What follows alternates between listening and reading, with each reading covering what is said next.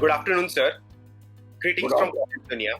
I would like to inform our viewers that Dr. R. Gopal is the director of D.Y. Patil School of Management and also board member of Ajinkya D.Y. Patil University.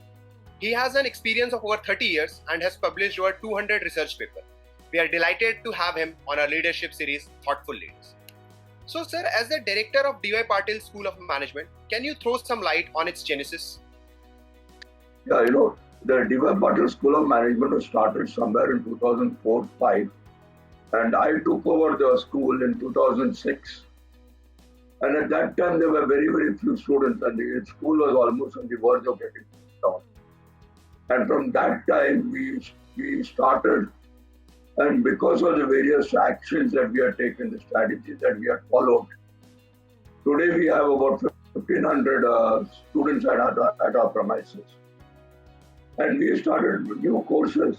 Just not the course like marketing, finance, HR, but we also started the sectoral programs like the MBA in health and hospital, MBA in international business, MBA in pharmaceutical management, MBA in international, MBA in banking and insurance, MBA in biotechnology, aviation management, etc. We also started MBA in entrepreneurship management and sports management. Then we also started somewhere in 2010-11.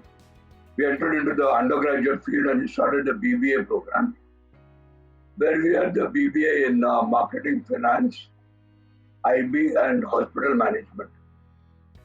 And we have a very dedicated faculty.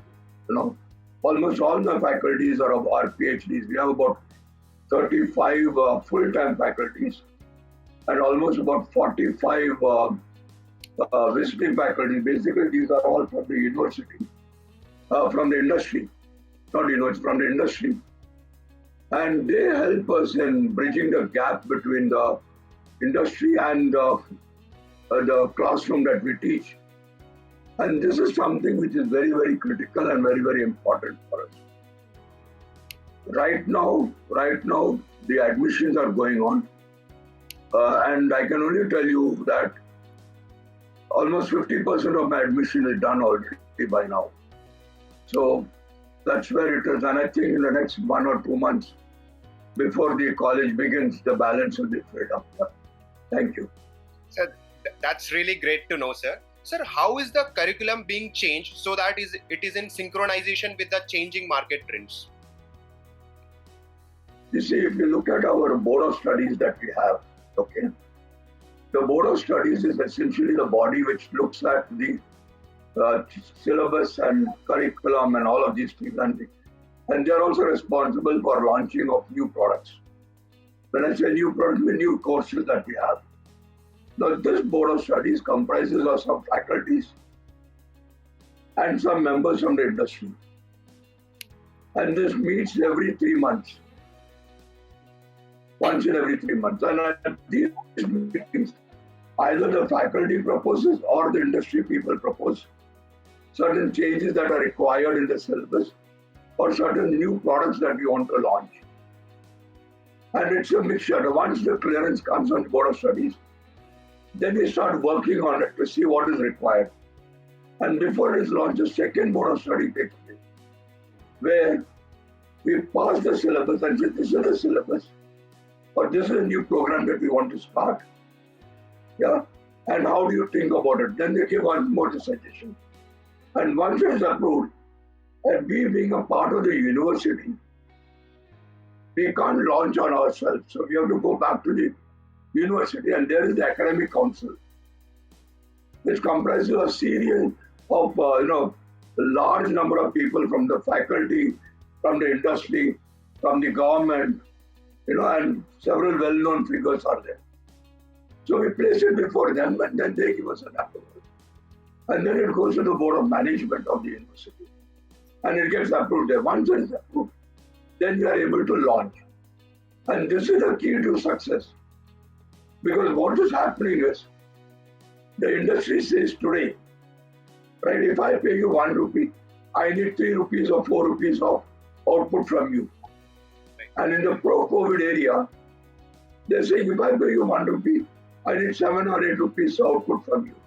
And I have no time to give you a briefing about what the industry is, how it is growing.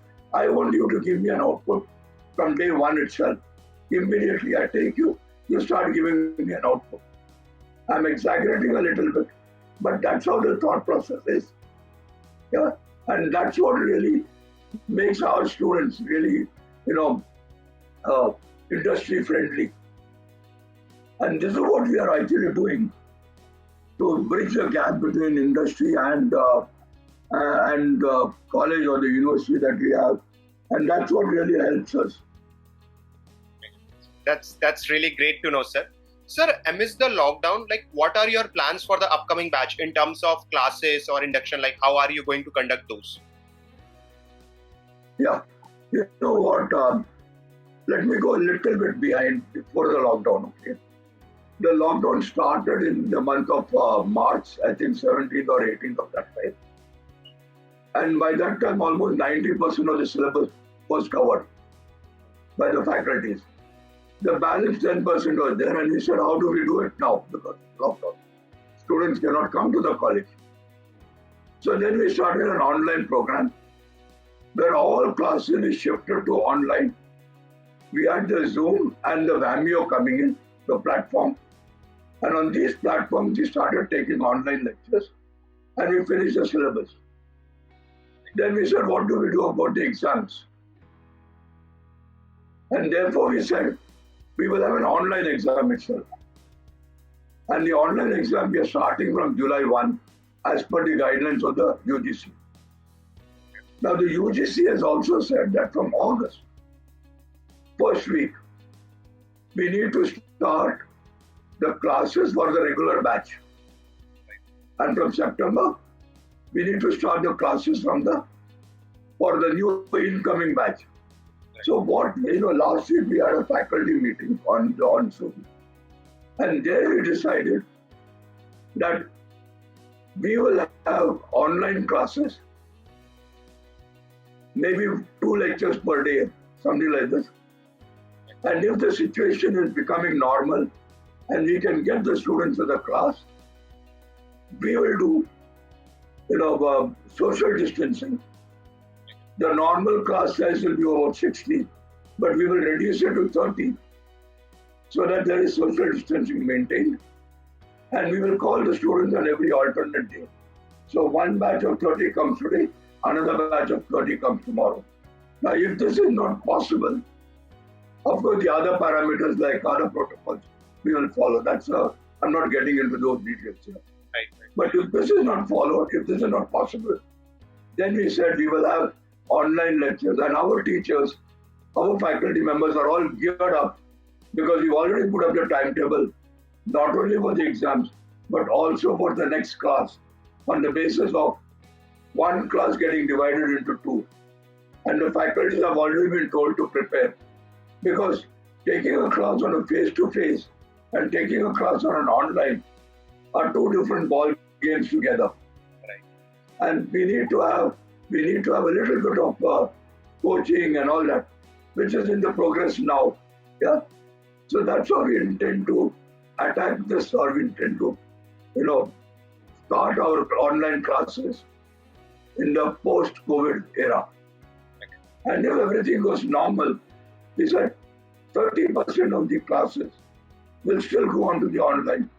70% will go face-to-face if it permits. Otherwise, 100% online. That's really great to know, sir. Sir, you have been in various leadership positions. So what is your thought on leadership, and how would you describe your leadership style? Oh, it's a very, very difficult question you're asking me. They just say, okay. Because the point is, if you look at my leadership style, is essentially one of relationship, one of transformational. Yeah. Somewhere I'm also a little bit, I must confess, I'm also a little bit autocratic in nature. Yeah. But it's not, you can't classify me as an autocratic or relationship, because it varies from situation to situation. Some situation you need to put your foot down and say, guys, I need this to be done by so and so date. Let's get on to it. somewhere I say, why don't you work on it? It's good for you. So these things are all part, and a leader is one who is somebody who is able to take people along with you, number one, and who also listens to people. The problem today is that many of my leaders say, I'm telling you, you do it. But nobody bothers to listen to my colleagues, and because they are the people at the ground level, they know the problem, they know what is happening, and you got to address those problems. And therefore, if you want to be successful, you got to lead as well as you got to be follower. You got to listen. And our biggest problems are we don't listen. And unless we listen, we can't have success. And this classification, which many textbooks tell us, you got to be this, you got to be that. Those days of autocracy is all gone. Today, nobody is going to listen to you. I listened to my father. My father said, Gopal, do this.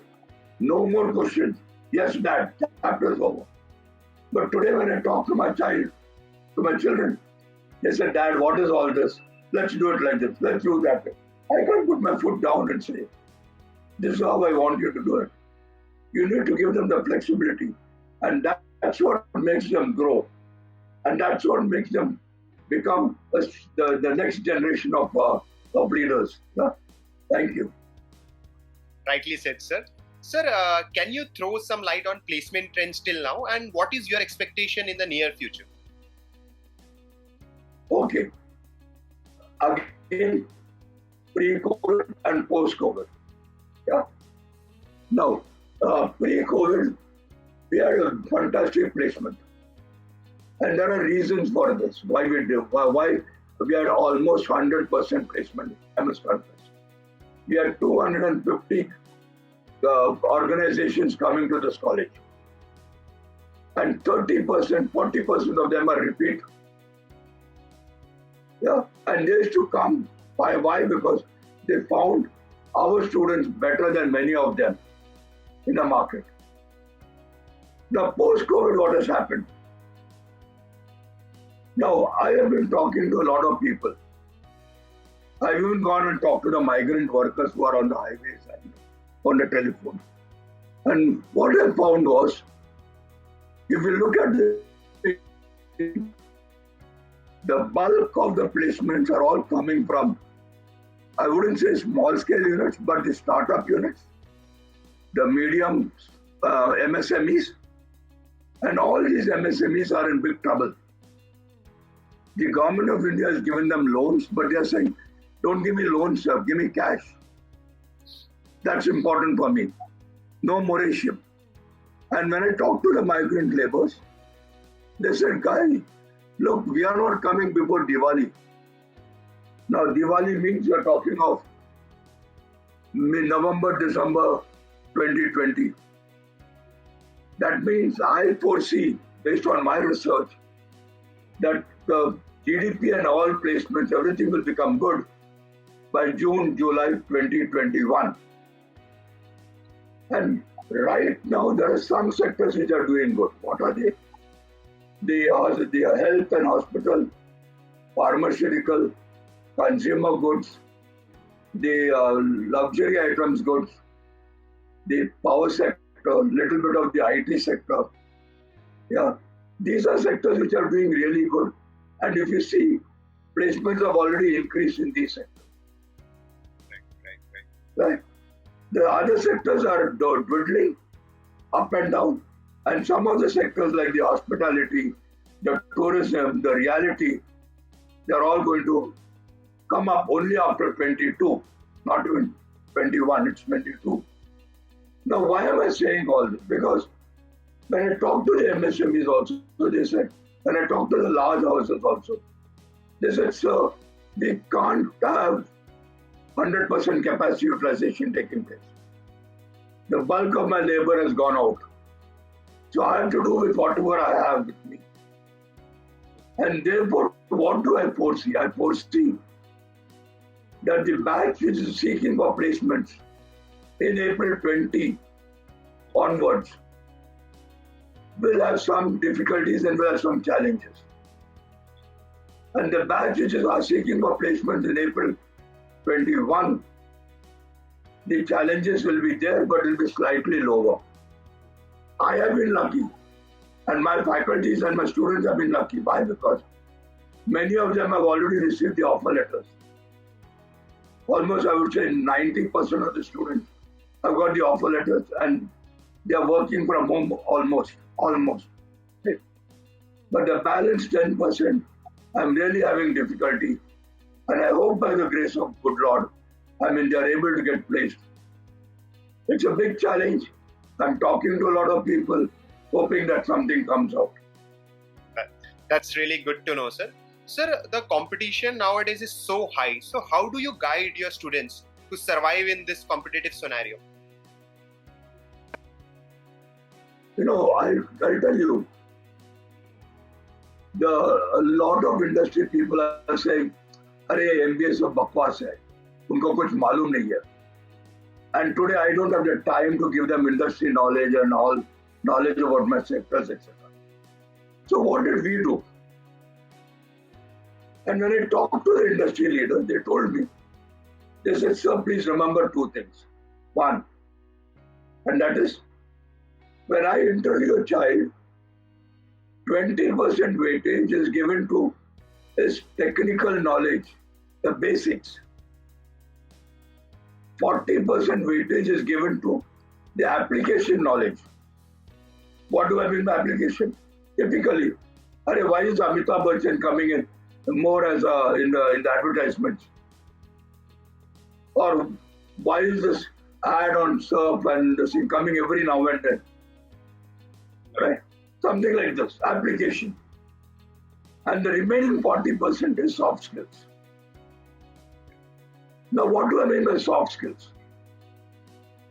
Soft skills means, we had a webinar just last Sunday before last, and I talked to some of the industry people, and what they said is, "Sir, we are looking at people with good communication skills. Number one. Number two, we should be able to have good English. Number three, we should be result oriented. Number four, we should have a fire in the belly to achieve and learn." So if these are the soft skills that are required, then what are we doing? First thing,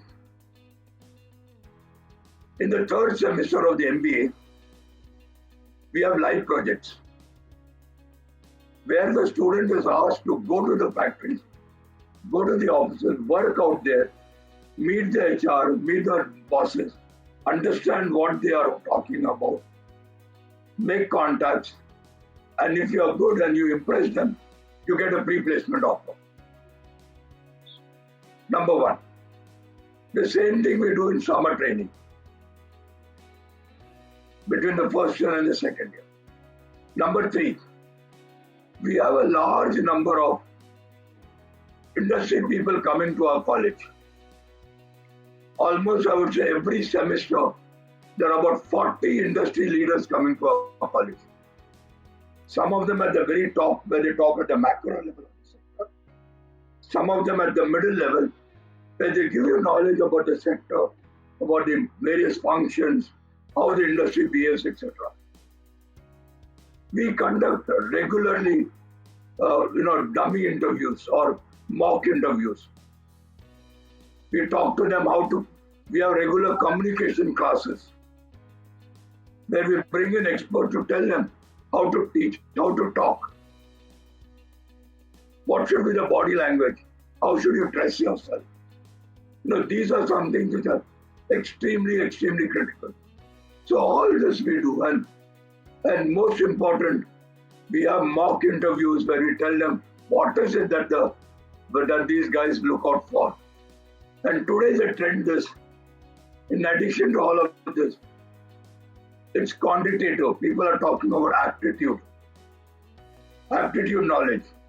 So we have aptitude tests once especially in the end of third semester, beginning of fourth semester.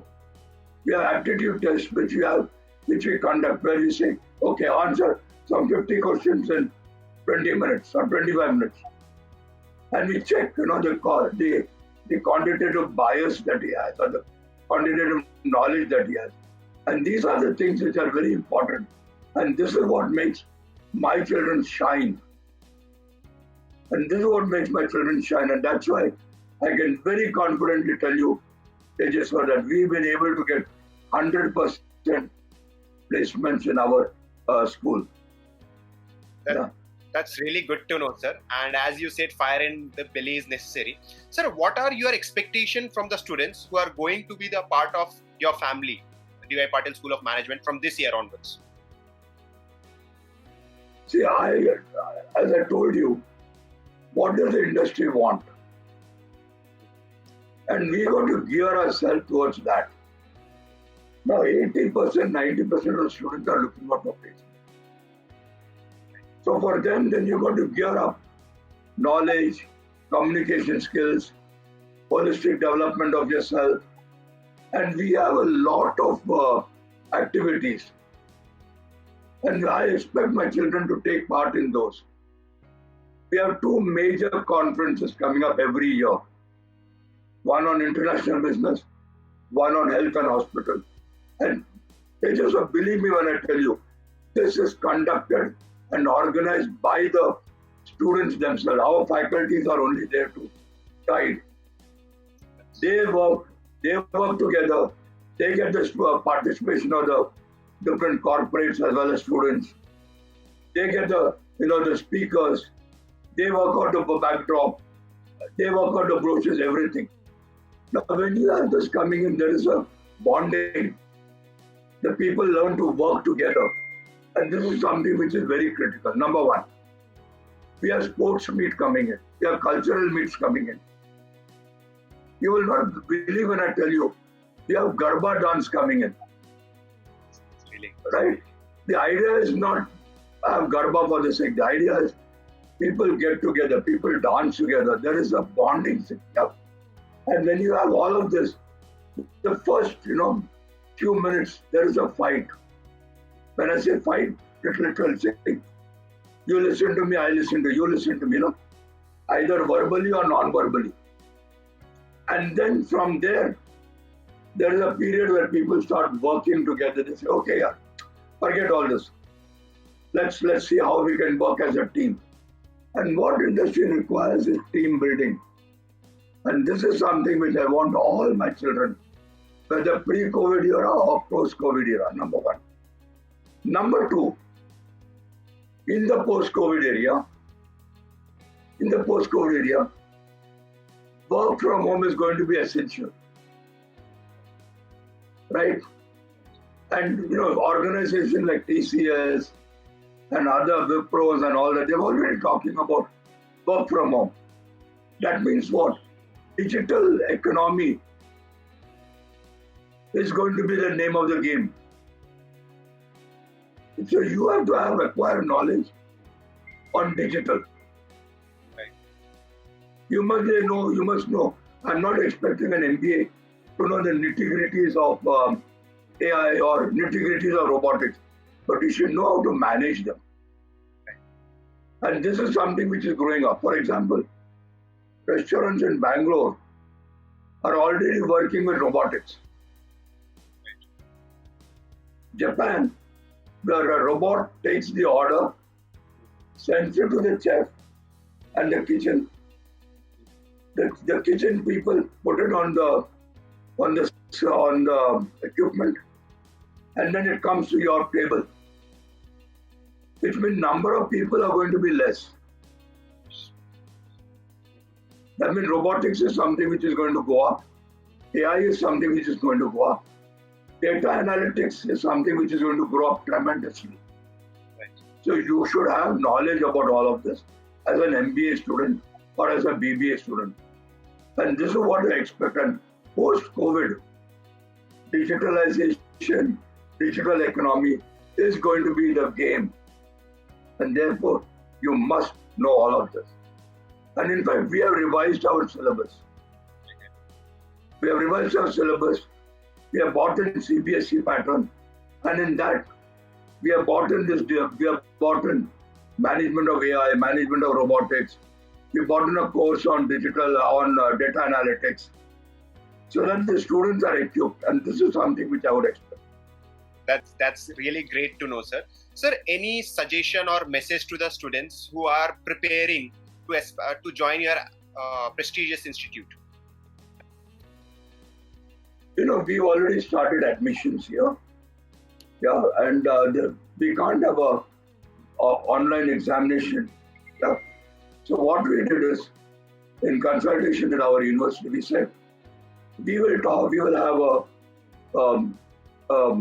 not group discussion, but a personal interview. And we said, come in for the personal interview over Zoom or something like that, so that I see you face to face. We have that interview, and then we say you're okay or you're not okay. This is what we are doing. And one of the fears which all the children have is they say, sir, the final year exams are not over. What do we do? So we told them, don't worry about it. There is a certain eligibility criteria that we have, which is 50%. If you are confident of getting that 50% in your final year, come and give, and we give you a provisional admission.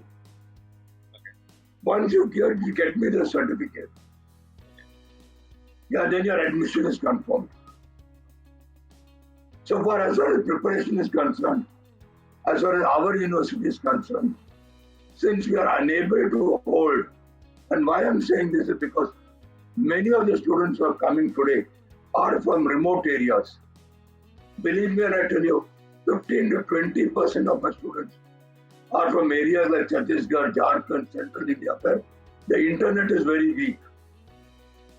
And I don't want those students to be, disadvantaged. Because unless and until I bring the average person up, it's not going to help. The super duper people will always get a job. But the average person, below average person, I need to bring him up so that he is able to come up and get a reasonably good job or a good placement. And if he doesn't get it, he becomes a social nuisance. And my job is only to run my vision today, Tejeshwar, is that every student of mine must be a success student. And I work towards that. And all my activities are so geared that he's able to develop himself, not just become a bookworm, but holistic development. And he's able to shine. And that's my core vision.